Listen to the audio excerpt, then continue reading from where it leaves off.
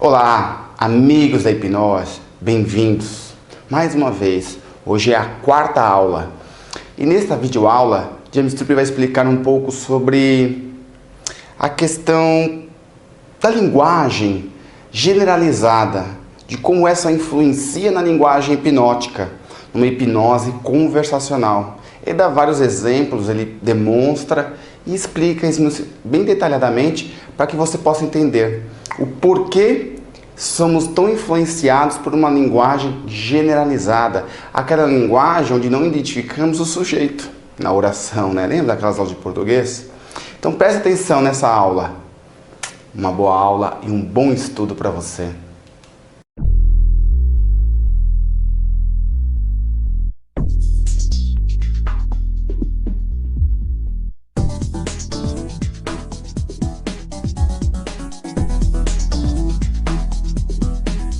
Notice how your fingers stick more and lock more fully all the way through.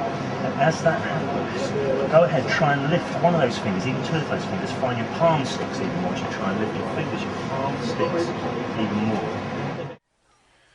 So I'm drawing attention to sticking and locking, and there's a reason for this. Some people might not respond to the concept of being stuck. It doesn't make sense the hand could be stuck, but if their fingers are solid and locked and their arms solid and locked, then that might make more sense to them. So I'm going belt and braces there when I go stuck and locked.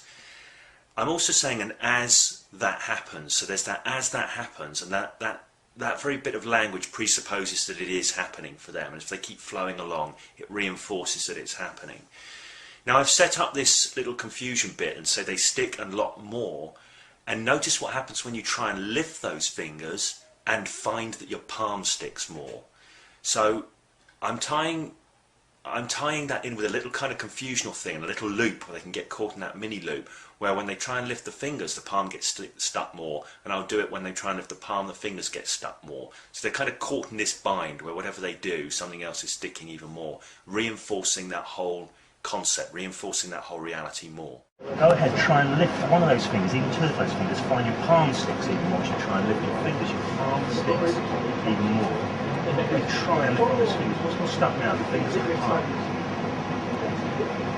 Palm stuck as well. The palm stuck as well. Okay, here's the interesting thing. What I want you to do is try and lift that hand. So I've asked that binding question again, what's more stuck, your fingers or your palm? And this time he said the palm stuck. And again I've repeated his observation back, the palm stuck, reinforcing that observation for him. So it's a feedback loop going on between me and him. It's not just me talking at him and him being passive. We're both active and participating in this in this whole hypnotic loop, in this whole moment of altering his reality and perception. What I'm going to move on to do now is, I'm going to point this thing out. You know, some saying it's interesting or it's an interesting thing. Sometimes I say this, it's an interesting thing or an interesting thing has just happened. And I want to get them thinking in their mind, what's interesting? Because when you raise something like that and they're thinking in their mind, what's interesting? You've created a little moment of expectancy. And when you create little moments of expectancy, people are much more wide open to responding at that point. So if you say, you know, an interesting thing's just happened. Orman McGill talks about this. He says, you know, an interesting thing's just happened. What's that? Your name has just completely disappeared from your mind now. When you try and say it, what happens when your name's gone? And that moment of created expectancy opens somebody up. What? And then you can feed in. So I use that a lot. Here's an interesting thing, or the interesting thing is. I use that little bit a lot. Now I'm going to transition now. I know that he's in the loop now, so I'm going to start challenging a lot harder. What I want you to do is try and lift that hand, find it just sticks more fully, locks more fully, it sticks and pushes to the table. The harder you try and lift it more, it just sticks and locks. Really try, because you're a strong guy, you can really try and lift that, find it sticks more. I'm challenging a lot harder now, but notice when you watch this back through, or when you watch the unedited portion, notice how I built to this strong challenge. I didn't just give a suggestion and jump in with a strong challenge. I drew him into the loop and I've led up to a strong challenge. Just a couple of points here. I'm clicking my fingers, so I'm clicking my fingers as I'm going, locks more fully, sticks more fully. I'm clicking the fingers. Now the finger click is an interesting thing. A lot of hypnotists use it. I use it to create a moment. I do magic, and I do this in magic as well. It creates a little moment in time and you click your fingers when something's happened. So that sticking and locking, I want to tie to that moment so it steps up incrementally.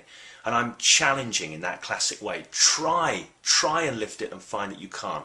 Most people know about that try. Try presupposes at least a possibility of failure, a strong possibility, particularly when you emphasize. Listen to the tonality. I'm emphasizing try, putting that struggle into my voice as I do it. And then here I'm issuing a strong challenge, which is you're a strong guy. I got this from Anthony Jacquin, so thank you, Anthony. I hope you don't mind me using it here. And I think that's really great. It's when you know and you can really see it happening. You kind of see it on the video, but when I was there I could see the muscles vibrating as he's trying to lift his hand. So I'm going in for the strong challenge at this point. What's that like? As that sticks now? Yes, strange. Strange. Notice that strange. Continue.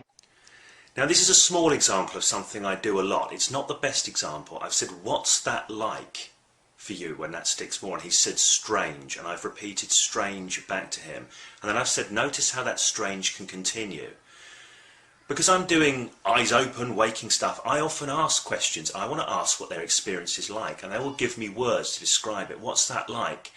You can see on the original video where I'm doing the card stick with the girl, and she describes it as stiff and statue-like when I ask what's that like. I want to get their description of their experience, and when I do, I'm going to feed it right back to them. I'm going to feed their own description right back to them, because I know there are no words like their own that are going to draw them strongly into a reality. So I'm often asking that question, what's that like for you? If somebody says strange, I will say, feel that strange spreading now. I don't know what that strange refers to, but they know exactly what the sensation refers to, so I can generalise it out. So I'll often do that. I recommend you do that. Literally ask them for their experience. What's that like for you? Give them the exact same words back. It's a great tool. It's very powerful. Strange. Notice that strange. Continue. Are you in a trance or anything? Or are you're completely awake and they're stuck fully. Can't you try? What happens when you try? It just sticks on. That's the interesting thing. So I'm asking, you're completely awake, and getting a yes, and part of that is because I know this is up for this video and I want to make that point that this guy's not in a trance, and he's not in a trance. I know people have been debating and saying, oh yeah, but what you're doing is trance, but it's trance with eyes open. I don't want to get into the philosophy of it. I will deal with that issue in other places. I've already started talking about it on some of the forums, but right here I'm talking, I'm chatting, I'm getting an interaction going, and the information that's coming off, I'm rolling back. Go back, notice how with the language I roll from what seems to be a conversation sort of seamlessly into another suggestion set to reinforce what's going on. So it's a lot of linkage words, and notice as you, and as that happens, and while you, and it just links conversationally from that little bit of a chat that we've just had into reinforcing the reality, a little seamless sort of segue. I hope it's seamless. It's intended to be that way. That's the interesting thing. Now, in a moment, I'm going to touch on the back. Okay, so that's the end of the video. That's a quick run through. At some point I'm going to transcribe this up and actually do a written breakdown of it, which will be easier for me to do.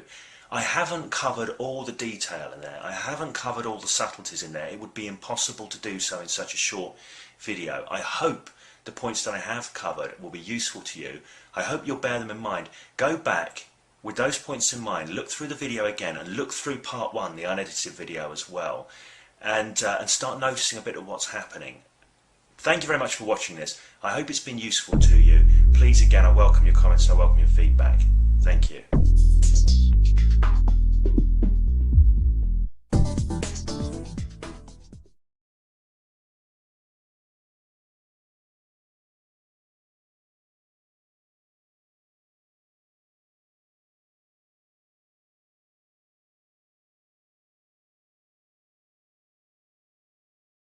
Thank you.